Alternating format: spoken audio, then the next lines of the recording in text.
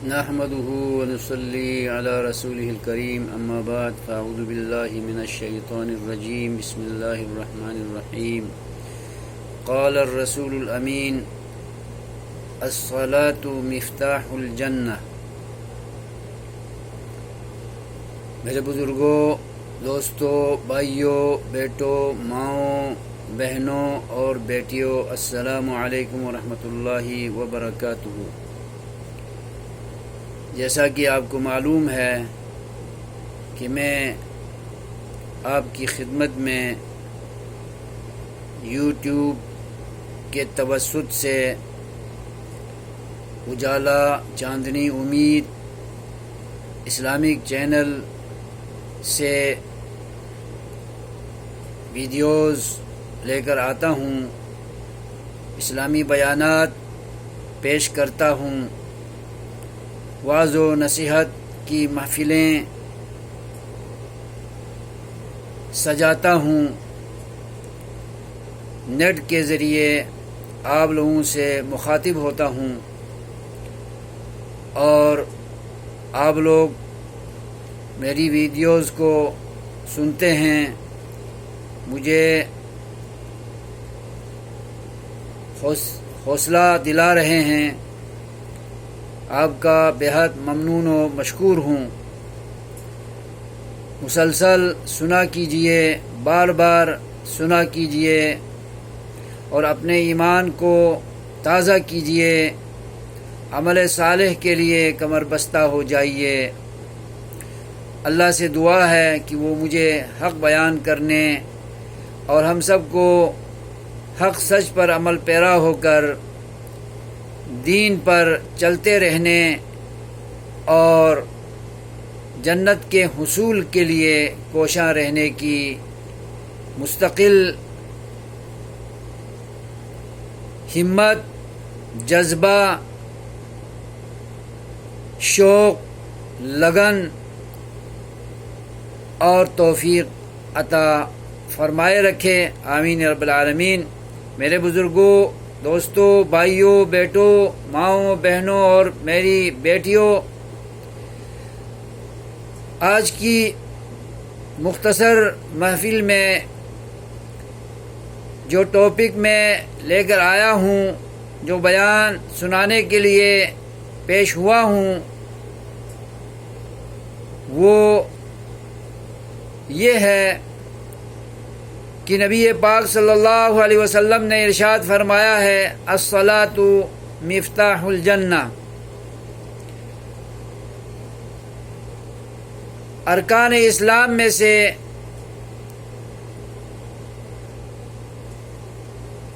نماز ایک اہم رکن ہے، ایک ستون ہے اور اسلام کی بنیادوں میں سے ایک مضبوط بنیاد ہے۔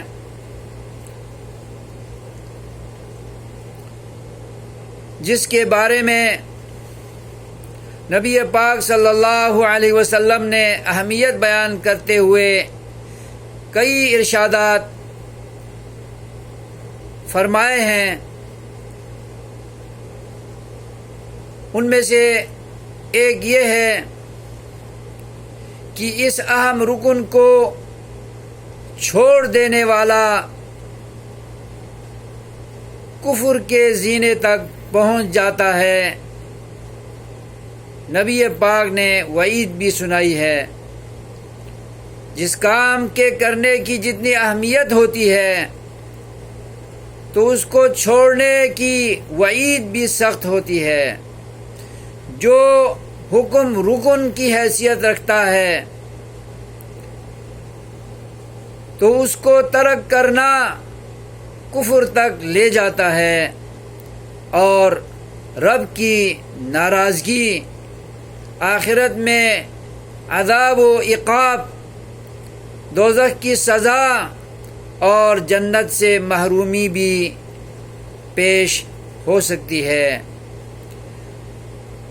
نبی پاک نے فرمایا ہے کہ من ترک صلاۃ متعمدا فقد کفر۔ جس کسی مسلمان نے کلمہ پڑھنے کے بعد یہ سمجھ لیا کہ کلمہ پڑھنا کافی ہے، نمازیں پڑھنے کی کیا ضرورت ہے، روزے رکھنے کی کیا ضرورت ہے، فرض ہونے پر حج کرنے کی کیا ضرورت ہے، مال ملنے پر، زکوٰۃ واجب ہونے پر زکوٰۃ دینے کی کیا ضرورت ہے۔ کلمہ پڑھ لینا کافی سمجھ کر اللہ کی عبادات کو، احکامات کو، فرائض اور واجبات کو ہم ترک کر دیتے ہیں اور اللہ سے امید باندھ کے بیٹھ جاتے ہیں۔ میرے بزرگوں، بھائیوں، دوستوں، ماؤں، بہنوں اور بیٹیوں، ہماری امید سے جنت نہیں ملا کرتی، ہمارے خیال سے جنت حاصل نہیں ہوتی۔ جنت حاصل کرنے کے لیے محنت اور تگ و دو کرنی پڑتی ہے، رب کو راضی کرنا پڑتا ہے، رب کو خوش کرنا پڑتا ہے، اس کے بتائے ہوئے طریقے پر، اس کی تعلیمات پر چلنے کی ضرورت ہے۔ ایمان لانے کے بعد عمل صالح کی ضرورت ہے جنت میں جانے کے لیے۔ اسی سلسلے کی ایک حدیث نبی پاک صلی اللہ علیہ وسلم نے فرمایا ہے کہ الصلاۃ مفتاح الجنہ۔ مسلمانوں، کلمہ پڑھ کر دائرہ اسلام میں داخل ہونے والوں، یاد رکھو جنت کا دروازہ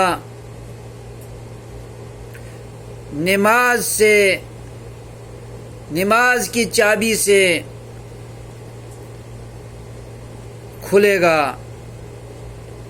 نماز جنت کی چابی ہے اور یہ وہ منفرد اور الگ تھلگ چابی ہے جس کے 5 دندانے ہیں، یعنی 5 نمازیں ہیں۔ ان 5 نمازوں کو پڑھے بغیر، ان کی پابندی کیے بغیر، ہمیشگی سے اس نماز کی عبادت کو بجا لائے بغیر، اس کے ارکان، واجبات اور فرائض کو مقررہ اوقات میں پڑھتے ہوئے جب تک بجا نہ لایا جائے تو جنت کا حصول اور جنت کے دروازے کا کھلنا ناممکن ہے، مشکل ہے۔ اے میرے دوستوں، بزرگوں، بھائیوں، ماؤں، بہنوں اور بیٹیوں، سورہ المؤمنون میں اللہ نے ارشاد فرمایا ہے، سورہ معارج میں بھی اللہ نے ارشاد فرمایا ہے اور دیگر مقامات میں بھی اللہ نے ارشاد فرمایا ہے کہ نماز پڑھنے کے لیے خشوع خضوع کی بھی ضرورت ہے۔ جو لوگ خشوع خضوع سے نمازیں پڑھتے ہیں، دل کی لگن اور شوق سے رب کے حضور کھڑے ہوتے ہیں اور اللہ سے لو لگاتے ہیں، متوجہ ہو کے نماز پڑھتے ہیں، اور والذین هم علی صلواتہم یحافظون، اور نمازوں کی پابندی کرتے ہیں، اوقات کی بھی، فرائض اور واجبات کی بھی، اور 5 نمازوں کو بدستور پڑھنے کی بھی وہ ہمیشگی کرتے ہیں۔ یہی مفہوم سورہ معارج میں الا المصلین الذین هم علی صلواتہم یا علی صلاتہم دائمون، جو ہمیشہ 5 نمازوں کو پڑھتے ہیں، وہ کیا حاصل کریں گے؟ ان کے لیے جنت کا دروازہ کھلے گا، وہ جنت کے وارث ہوں گے، وہ جنت میں جائیں گے اور اللہ کی رحمت، اللہ کی مغفرت، اللہ تعالیٰ کی نعمتیں ایسے لوگوں کو حاصل ہوں گی۔ سورہ المؤمنون میں اللہ نے فرمایا ہے کہ اولئک ھم الوارثون، ان صفات کے لوگ، ان صفات سے متصف اور آراستہ مسلمان، کلمہ پڑھے ہوئے لوگ، موحد، اللہ کے اوامر و نواہی کی پابندی کرنے والے، وارثون، جنت کے وارث ہیں۔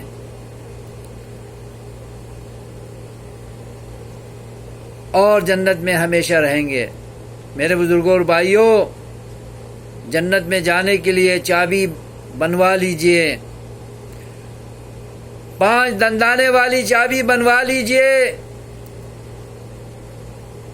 ایک دندانے والی چابی سے جنت کا دروازہ نہیں کھلے گا، 2 دندانے والی چابی سے بھی نہیں کھلے گا، 3 والی سے بھی نہیں کھلے گا، 4 والی سے بھی نہیں کھلے گا۔ 5 دندانے جب تک پورے کے پورے صحیح سالم نہ ہوں تب تک جنت کا دروازہ نہیں کھلے گا۔ یہ سمجھ کر ہم لوگ بیٹھ نہ جائیں کہ اللہ غفور الرحیم ہے، اللہ معاف کر دے گا۔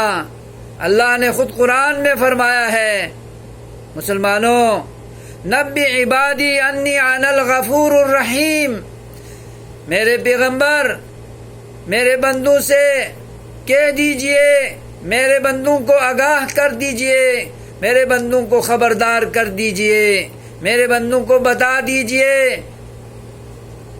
انی انا الغفور الرحیم، کی توبہ کرنے پر، میری طرف رجوع کرنے پر، میرے دربار میں آ کر گڑ گڑانے پر اور آئندہ گناہ نہ کرنے کا عہد کرنے پر، انا الغفور الرحیم، میں توبہ قبول کر کے گناہوں کو معاف کرنے والا ہوں۔ وَأَنَّ عَذَابِي هُوَ الْعَذَابُ الْعَلِيمُ، اور یاد رکھو، جنہوں نے میرے حقوق کو پامال کیا، میرے احکام کو پامال کیا، نمازوں کو پامال کیا اور اسلام کے ارکان کو دھچکا پہنچایا، اسلام کی بنیادوں کو ہلا دیا، اسلام کے ستونوں کو کمزور کیا، تو وَأَنَّ عَذَابِي هُوَ الْعَذَابُ الْعَلِيمُ، تو ایسے لوگوں کے لیے میرا عذاب دردناک عذاب ہوگا۔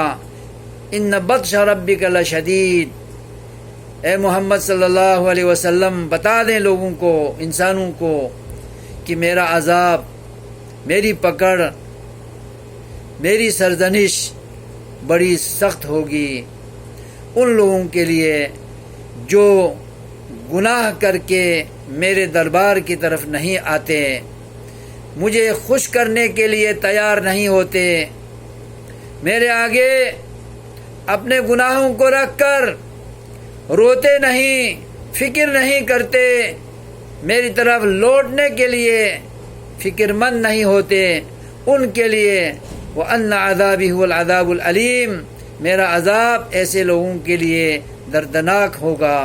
اللہ تعالی ہمیں اپنی رحمت کے لائق بنائے، اپنے دین پر عمل کرنے کی توفیق ہمیشہ دے کر، اور دوزخ سے بچنے کی کوششیں اور نیک خیال، سوچ فکر ہمارے دلوں میں ڈال کر جنت کو حاصل کرنے کے لیے ہر قسم کی تگ و دو، کوشش، محنت اور جہد مسلسل کرنے کی ہمیں توفیق، لگن، جذبہ، شوق، ذوق اور محنت عطا فرمائے، اور ہمارے عملوں کو قبول فرمائے، اور ہمیں توبہ نصیب فرمائے۔ مرنے سے پہلے ہم گناہوں سے پاک اور صاف ہو کر اللہ سے ملیں. آمین یا رب العالمین. والسلام علیکم ورحمۃ اللہ وبرکاتہ.